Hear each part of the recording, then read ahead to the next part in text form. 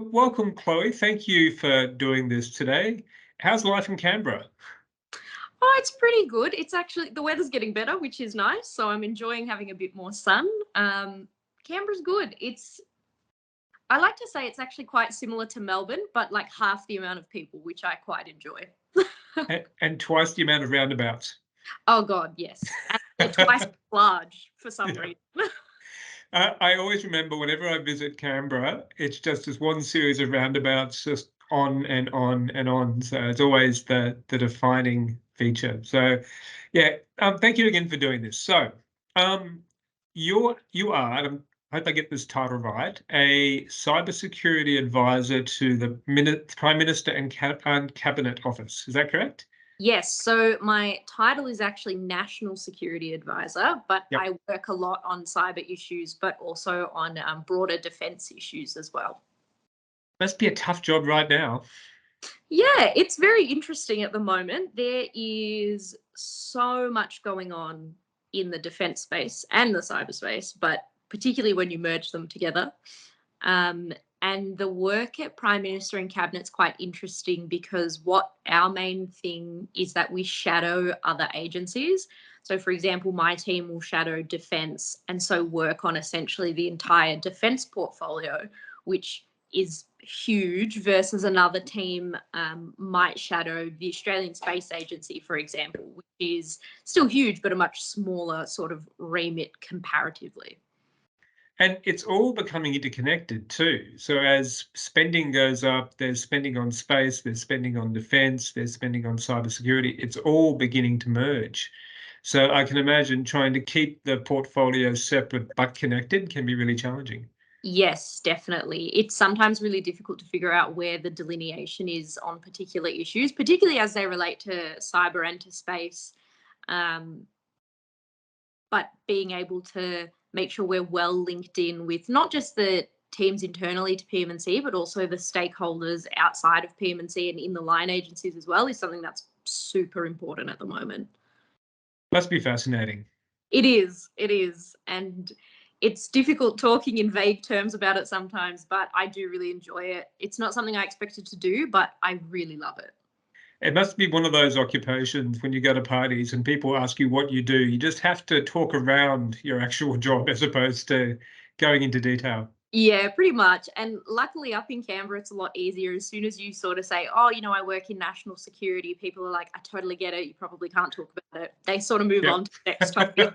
Whereas I'll come and visit friends and family in Melbourne and go, I'm a national security advisor. And they're like, what does that mean? I'm like, can't really tell you. So what's really cool about talking to you is you did, from what I remember, a media and communication degree. I sure did. So how did you end up becoming a national security advisor out of a media and com degree? Ah, to be honest, entirely by accident. Cool. Okay, that's So, always the best way to start a story. yeah, so I was in my second year at Swinburne. I did my media and comms degree, majored in social media, and co-majored in advertising. So very different to what I'm doing now. But in my second year, I started interning at a skincare company, which then turned into my first full-time job as a social media specialist at Optus. Yep. So that was I learned a lot about community management, and obviously there was a big customer service component there as well. But what I really wanted to do was content. And so I was browsing jobs, sort of looking for a content role, and I randomly came across a job for the Department of Defence as the Australian Army's social media manager. And the only reason I thought it sounded interesting was because the guy who sat next to me at Optus really wanted to join the army and was in the process of joining the army. And so at the start, I genuinely went, that sounds terrible. And I don't know why you would do that. But as he went through the journey and I learned more about it, I was like, this actually seems like something I could be a part of. Yeah. And to be able to do social content in that context, that's awesome. So I applied for the job. And then a couple of weeks later, I was moving to Canberra. So I worked at the Department of Defence overall for 3 years, doing various sort of content and media roles. So I was Australian Army's media manager for a year, and then I moved into the Central Defence media team. So I got more of a traditional media background there as well. So moving out of being a digital specialist to more of a media all-rounder, which was quite cool. And then while I was there, cybersecurity was something I became particularly interested in. And I had finished my degree at Swinburne, and I thought Defence has a really great study program. I can study cybersecurity through Defence as it's an identified, obviously, area of interest. And I actually found a very niche role as a cyber engagements officer, which was in Information Warfare Division, which is what it was called at the time. And it was essentially sort of doing events and media and communications and speeches, but particularly in the cyberspace. So again, a very niche sort of area, but one that I found and really enjoyed, which then turned into having more of an interest of national security more broadly and how it works across government as well, I think is what really drew me to my work at Prime Minister and Cabinet now. But still, media and comms touches everything that we do, whether it or not it's, you know, a question about declassifying something or a question about, you know, a certain policy that might be getting put into place in the future, but how we communicate that to affected stakeholders, both sort of privately, and I use that term loosely because nothing is ever really private once you start communicating it out. Yep. And genuinely everyone, wherever I've gone, everyone has always said the fact that I have a media and comms background is the thing that makes me one of the most sort of valuable and sought after employees. Oh, that's cool. And Yeah. the thing I love about your story, we often talk about portfolio careers, and like the basic idea is no job is ever wasted. You always pick up something from each role you do, and you've demonstrated that perfectly there. Like even the Optus stuff had an impact from the sounds of it on what you did in defense. Yeah, absolutely. I look back on, you know, my career journey so far, and it does actually make a lot of logical sense how I went from one thing to the other. Whereas when you put it at face value and you go, oh, yeah, I studied social media, but now I work in national security, people are like, well, how on earth did that happen? Yeah. But I feel like when I explain it and how everything really linked together in a really beautiful way, it does make sense, and I really enjoy it. And I wouldn't It, change. it's a cool thing because I guess you can, and this is why I think we do these interviews.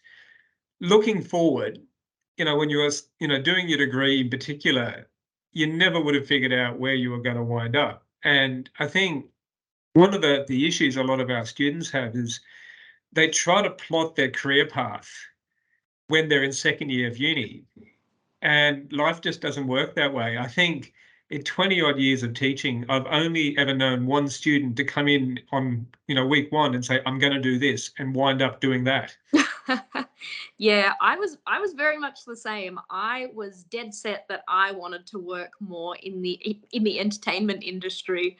I wasn't considering sort of any other way forward. I was like, nope, all I want to do my whole life is sort of create content, and I want to do it for something that's cool. And, you know, I like movies and all of that sort of stuff. Um, and then this just happened, but it turns out I love it. And like I said, I wouldn't change it for a thing. I'm actually really passionate about it. And I guess one of the things you probably feel in your role is you feel like you can make a difference there, which not many of us get to do. Yeah, absolutely. There is something to be said about working in the public service, but also in the security space, I think in particular. It it's difficult to quantify at times because a lot of the things, like particularly with defense, right, we're preparing for something that we actually hope is never going to happen. Like Yeah. defense's mission is to, you know, defend Australia in peace and war, but, you know, the and war is sort of the central part there. Yeah, yeah.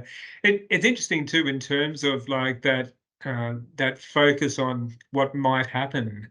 Communications, and I guess you could almost call it propaganda, is playing such a huge role now with every country. Yeah, absolutely. It is the way geopolitics is playing out, and, you know, this concept of information warfare in particular. That is the section I think that really benefits from and would actually benefit more from having actual media and comms professionals embedded into these teams. because a lot of these people, and in a military context, they call it sort of more of a psyop, so like psychological operations. And so Yeah. they have people who are more minded that way, but, actually don't even know how to use something like Facebook or really understand things about algorithms and how they might affect and change the way that your content digitally is presented to people. So I think that is a space that, and I think it's changing, and I think it's actually changing pretty quickly, which is good to see. But I think that's a space in particular that would really benefit from having more genuine media comms professionals in there. It's something we often talk about in some of our units here at Swinburne, how like TikTok is the new battle zone. Yep. Because there's so much happening, particularly on that platform in terms of geopolitics. Yeah, absolutely. It's really interesting. I was chatting to a few friends about the referendum, and it's really interesting how certain people are seeing, a lot of stuff pushed towards one way of voting. Yeah. And they're like, well, I saw it on TikTok, so it must be true. And sort of having that conversation with people about, not necessarily believing everything you hear and see or read on the internet, but it's got a real way of influencing people that I think other social media platforms don't have anymore. Yeah. I completely agree. I mean, there's something about TikTok, and we know what it is. It's the algorithms they Yeah. use, it's the data they gather, but it's got a better insight into what's going to push your buttons than anything else. Yeah. And I think a lot of people on TikTok, it sort of feels a bit like this, right? There's a person in front of you sometimes just sort of talking about it versus you sort of just seeing a post or some text written down. Yeah. It's a random person that you don't know. So you feel like there's not as much discourse about, for example, not trusting traditional media platforms and being like, Yeah. they're owned by this person, so they're corrupt for XYZ reasons. And it's funny because I was just thinking as you were speaking, with TikTok in particular, you don't feel like you're being manipulated, which means you're being manipulated more. Exactly, exactly. The ones that fly under the radar are the ones that are working, right? Yeah, no, it's really fascinating stuff. Anyway, but back to career stories. We could actually talk about this stuff forever, I'm sure. God, yes. One of the things that we often talk about, particularly in media roles, is how important networking is. I'm thinking it's probably the same in your kind of sphere as well, that who you know becomes really important pretty quickly. Yeah, absolutely. And particularly in the defense ecosystem, it's huge, but and you think you wouldn't know as many people as you do, but you really do. And knowing who you know and being able to have the right contacts in the right places is really important. Also, despite the defense and national security sector being quite big in terms of, defense has what, 40,000 people, the second largest employer in the Commonwealth. The actual national security community in Canberra is quite small. It's even smaller when you start thinking about, the cybersecurity community, and everyone knows each other through some sort of, oh, well, I used to work with this person, and actually, this is a person that I met through this person at this conference or something, and you'll cross paths with people that you haven't seen in years, but they're always around and they're always floating. So I think there's something to be said, not just about networking, but about how you manage your reputation as well. Mm. I think that's something that's really quite important. It's one of the things that we're actually seeing as a common thread throughout a lot of these interviews. One of the ones we did a couple of years ago with another graduate who's now the head of Disney Plus.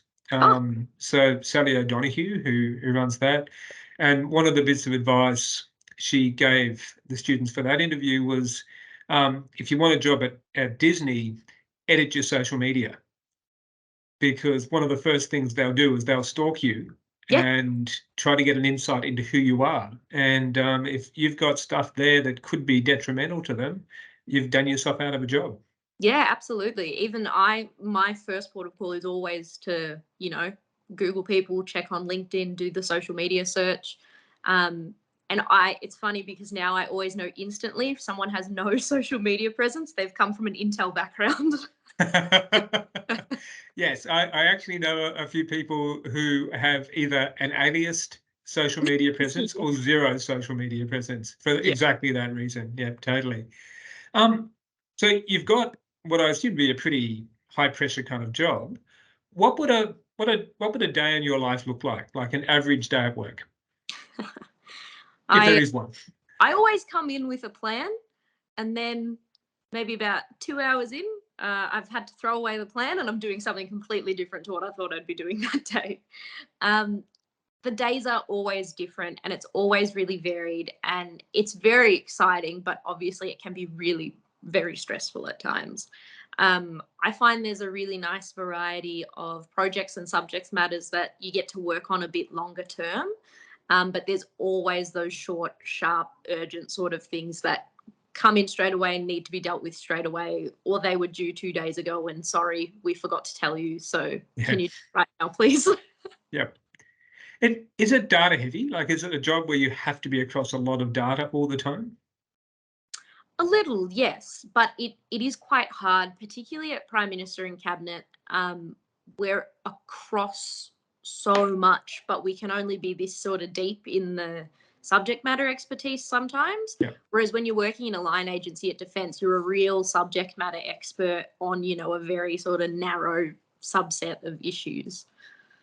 And I guess part of your role would be to manage and corral all those subject matter experts Yes. so that they can all communicate in an effective way. Yeah, absolutely. I would say the main sort of skill or the main thing that I do in my role is stakeholder engagement. I sort of like to describe some of the government ecosystem as like, Prime Minister and Cabinet is sort of like the principal of the school. And the line agencies are all sort of different, like groups of students that you're trying to bring together sometimes. Yeah. And I imagine it's a bit of herding cats as well occasionally. Yeah. Yes, absolutely. So what do you like? We've spoken about this a little, but you know, you're obviously passionate about it. What do you enjoy the most? Ooh, I think I think the thing that really resonates with me is the idea that my work is doing something that's really important and it's impacting people and impacting Australians in particular in a positive way. I think that's the thing that really keeps me going, even when it's difficult or I'm like, well, I hate this. It's too much stress. Maybe I should go and do something easy and simple and relax a bit. But I get a real kick out of, I suppose, feeling like I'm serving the public. And it must be a bit of a thankless job because if we don't know what's happening, it probably means you're doing your job well.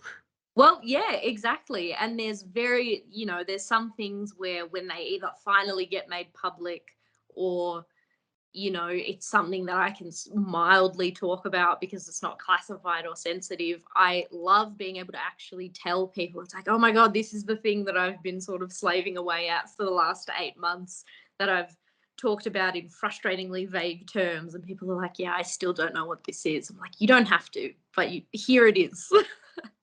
That does it make you a little paranoid? Like you're privy to information that the general public isn't? Does that sort of have an impact on your personal life as well? To be honest, yes and no. There are maybe only a handful of things, if that I've come across that I've gone, oh God, that's actually really scary to think about. I think I've probably been working in the sector long enough now where I am a little bit desensitized to it, which probably isn't a good thing. But Yeah, I think what I'm confident in is the fact that, we have this information, we're doing something about it.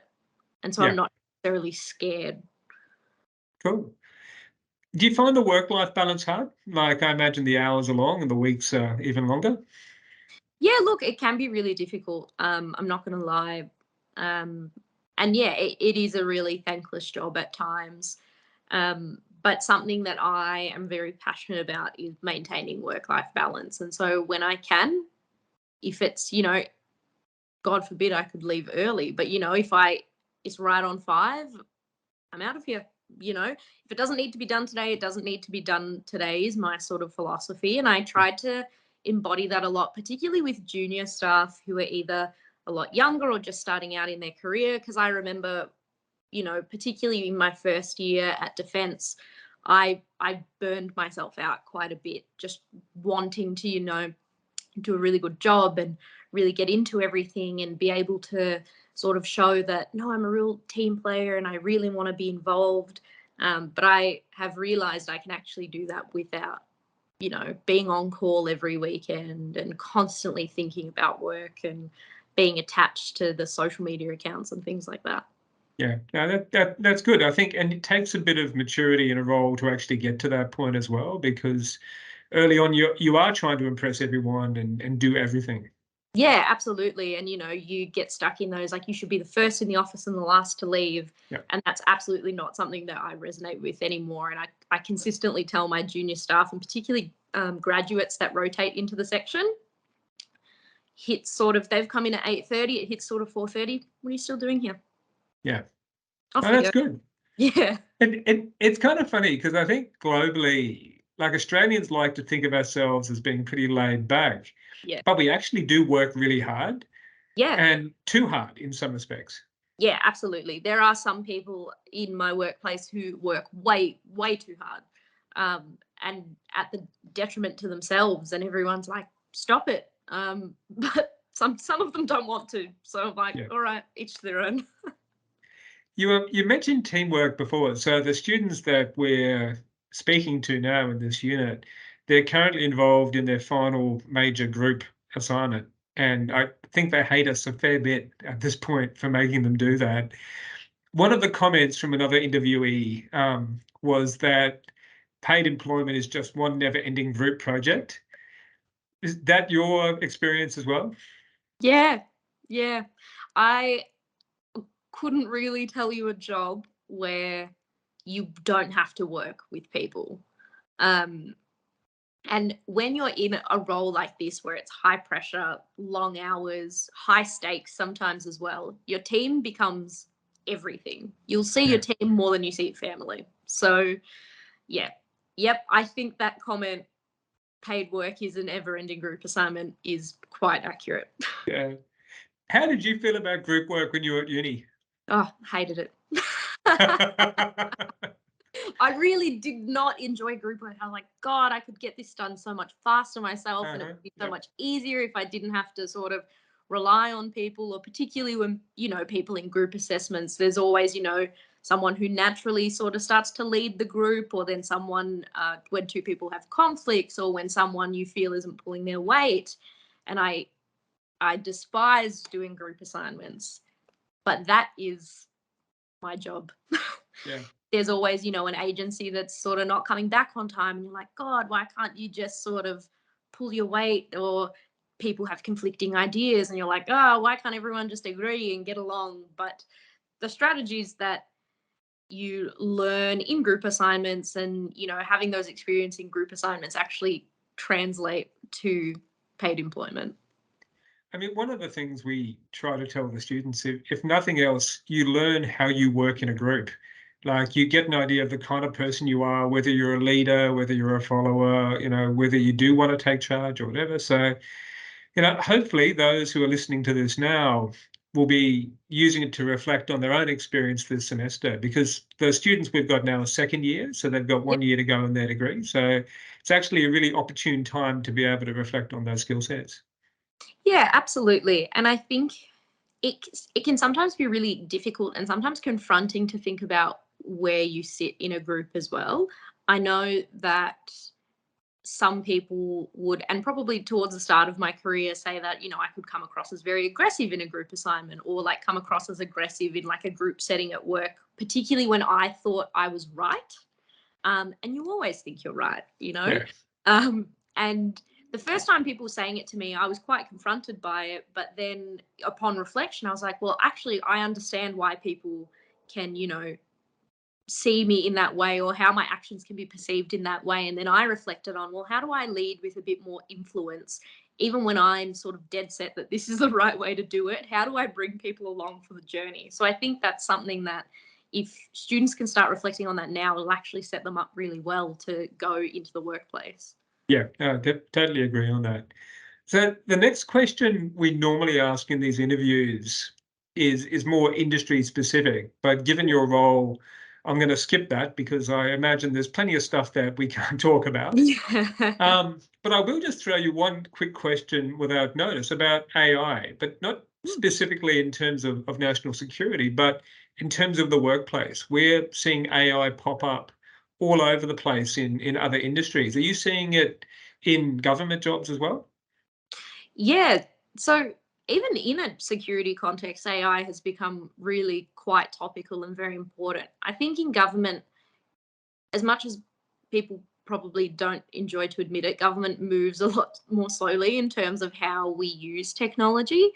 But there's a lot going on at the moment in terms of policy around ethical use of AI and how we use it in research. And actually, what are the security implications of, technology that can become dual use? Like we might use AI to, I don't know, in a health context or an industry context or an academic context. But then what does that mean potentially for a military context? Mm.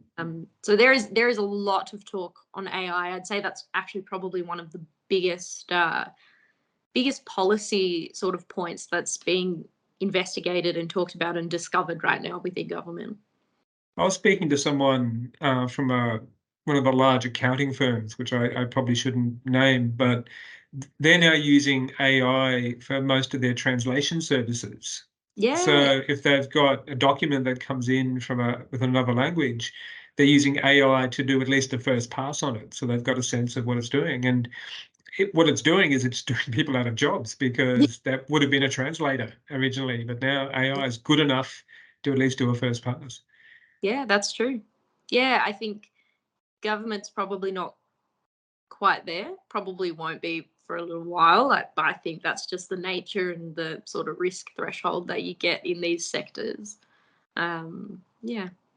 I think with us, we're going to quickly get to the point where the students are using AI to write their essays and we're using AI to mark their essays, and we'll just have the AI talking to AI.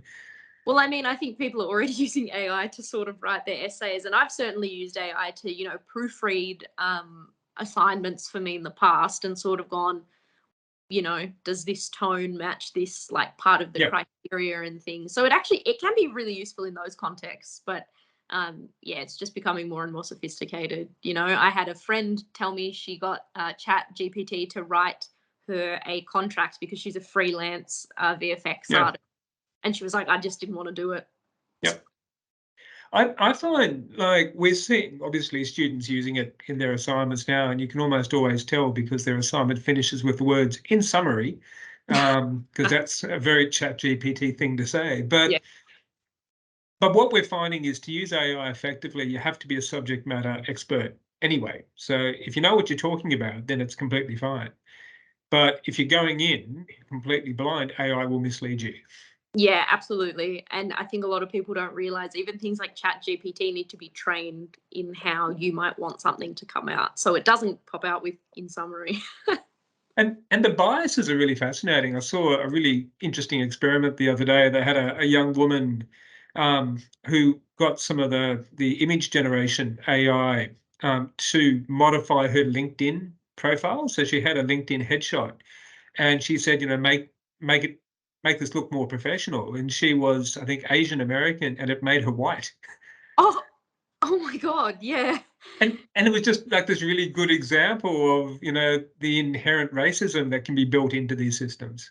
Yeah. I guess the thing is, it learns from society at large, right? Which, Yeah, yeah. it's scary times. Yeah, I don't like So, that. so we've talked a lot about where or how you got to the position you're in. Hmm. We're talking to students who are 19, 20-year-old that are, in their second year of uni. So if you're in a position to take on an intern or, speak to a student live that's in the second year, what would you look for in a graduate? So what sort of qualities do you look for? Qualities for me, it's definitely about the person more than the technical sort of skills. And that's hopefully not preempting any questions that you may throw. But No.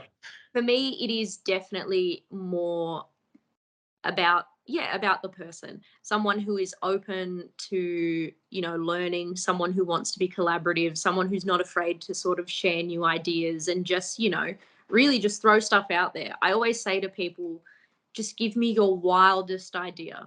We know it probably won't happen, right? But give me your wildest idea and let's sort of work backwards from there in a way. And something I've found that's become increasingly important to me when I look at, resumes or just talk to people is I guess the summary word I'd use is like extracurriculars, right? Yeah. How are you engaging with your agency or your community or your university?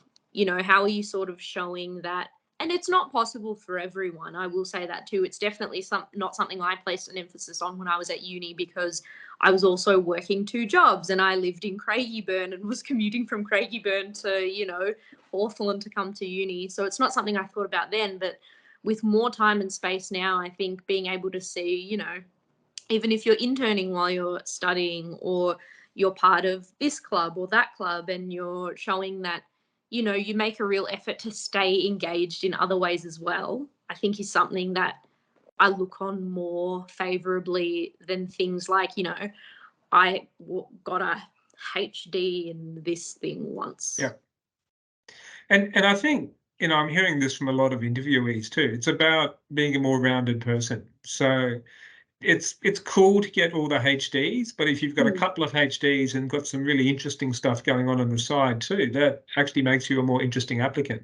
Yeah, absolutely. And I've said this to people that I've, mentored or, direct reports I've had at work where maybe they've been really focused on, well, I want to promote from an APS 4 to an APS 5. And to do that, I need to have these technical skills.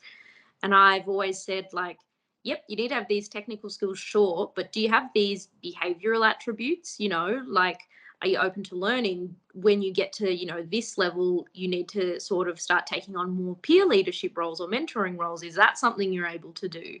And I've said to people, you can have all the technical skills in the world, and obviously having technical skills is always a great advantage. But if you're a bit of a like shit person to be around, I'd rather invest in the person that really wants to learn and really wants to be here and is, really great and enthusiastic and open and, collaborative, and invest in them and give them the technical skills because you can learn them Yeah. rather than trying to change someone's, ingrained behaviors.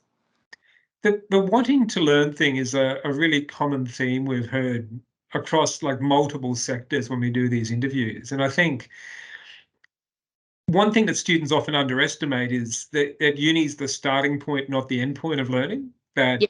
You're actually going to accelerate your learning once you get out of here. This is just the building blocks. Yeah, absolutely. Like I was saying, I was, my first 2 roles in defense were a digital specialist and then becoming more of an all-rounder. And I remember interviewing for that all-rounder position and going, I know I'm a digital specialist right now, but I really want to learn more about traditional media and working with journalists and, writing media responses and talking points. And I can also bring my digital skills and experience into that as well.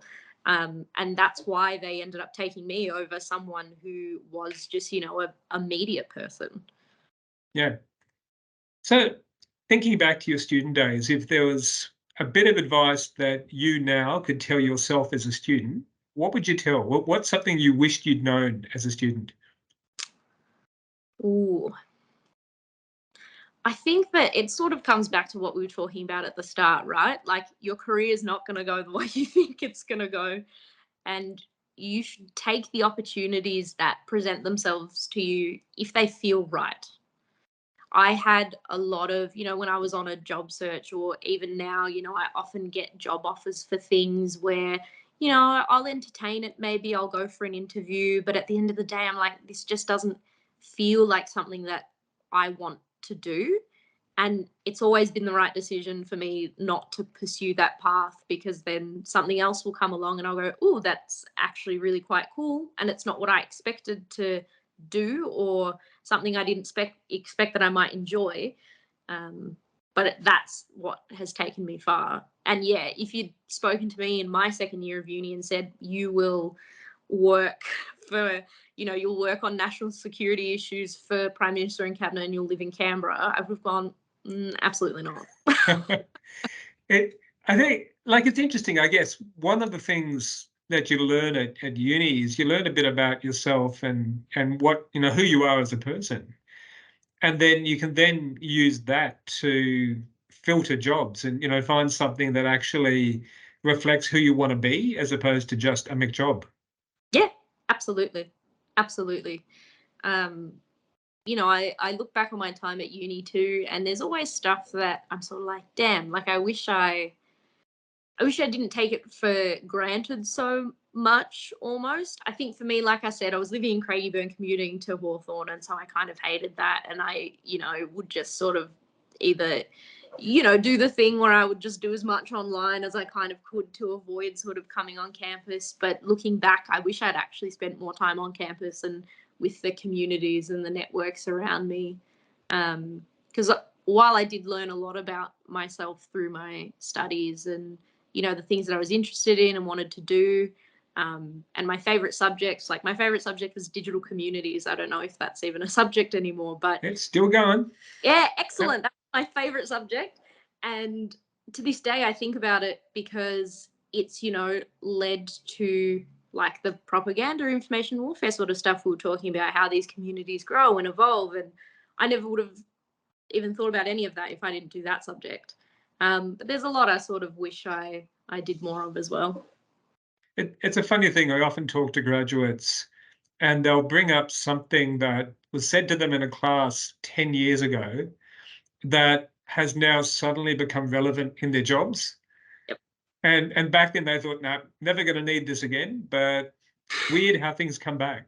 Yeah, the thing that I will never forget is doing an essay on how memes create digital communities and what that means and how it's changed the way people interact and how people cycle through information.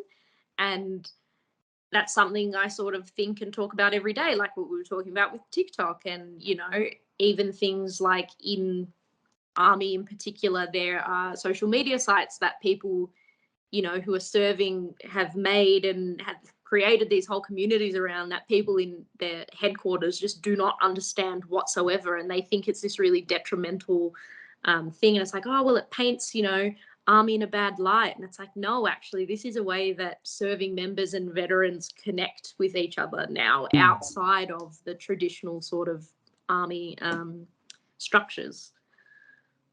I've seen some stuff about that in relation to video games as well, which is really interesting. Yeah, absolutely. It's So go fascinating. ahead. No, I was just going to say it's fascinating, like the way it permeates really across generations and across platforms and across people and obviously countries and this and that and the other. It's And I think you're right when you say that having a media and comm background is really useful because all this stuff is mediated now. So all the things that we've been talking about are actually mediated phenomenon. Yep. Yeah. I can even, a large body of work that I've been working on over the last year, I'd say, is something that was like tabled in Parliament and is now publicly available, called the Safeguarding Australia's Military Secrets Bill. And throughout that whole process, it was like, well, okay, when this is announced or when this is, tabled in Parliament, what does this mean for everyone? Yeah. Everything has a media component in one way or another, whether or not people. Sometimes it's hard taking people on the journey, particularly in the security space, but they all get there in the end. Look, I think that's an excellent point to finish up on. That has been amazing. Thank It's you. exactly the kind of stuff that we want to have in these interviews because I think, students hearing what you've had to say today will be really inspired. Oh, thank you. I hope so. And thank you so much for reaching out and for having me. I do really love to, do the outreach and talk to people and hope I can provide a bit of insight into, like I said, an area I never thought I'd be in. Now, well, it has been amazing. I'll stop the recording now. So thank you very much for No, doing this. thank And I'm you. sure the students will thank you too. Oh, I hope so.